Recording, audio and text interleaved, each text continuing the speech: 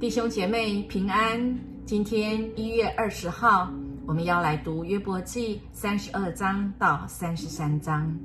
32章的第2节这样说：但有一个旁观者，名叫以利户，因约伯自以为义，又埋怨上帝，就忍不住他的愤怒。以利户也是约伯的朋友，第4位要来发言。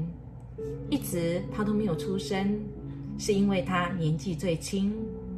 而我们也看到，他不因为年纪轻而忘了他的责任。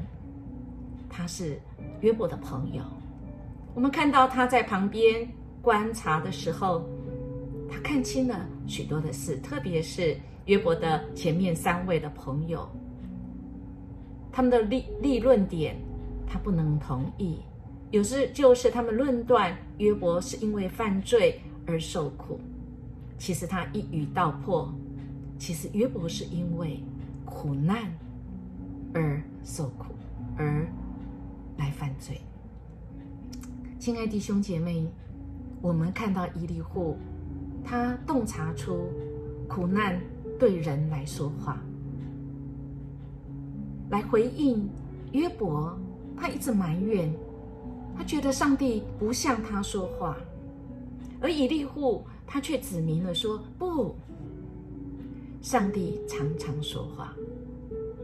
上帝甚至透过梦境向人来说话，透过身边的朋友，当然透过大自然，透过苦难。苦难也会说话吗？是。C.S. 路易斯说，苦难是上帝爱的扬声器，也就是透过苦难，我们更能够看到上帝的爱，更能体会上帝的爱。或许在苦难的中的人，我们不能明白，但是当我们从苦难路过之后，我们真能够回头来说，苦难真的是化妆的祝福。其实这也是以利户他这里要来说明的。他陈明神常常用苦难来对人说话，目的是要使人可以成长，离开罪恶。透过这个立论，以利户引导约伯来思考他的苦难的意义。亲爱弟兄姐妹，以利户是一个旁观者，他就轻，他能够洞察出约伯他的盲点。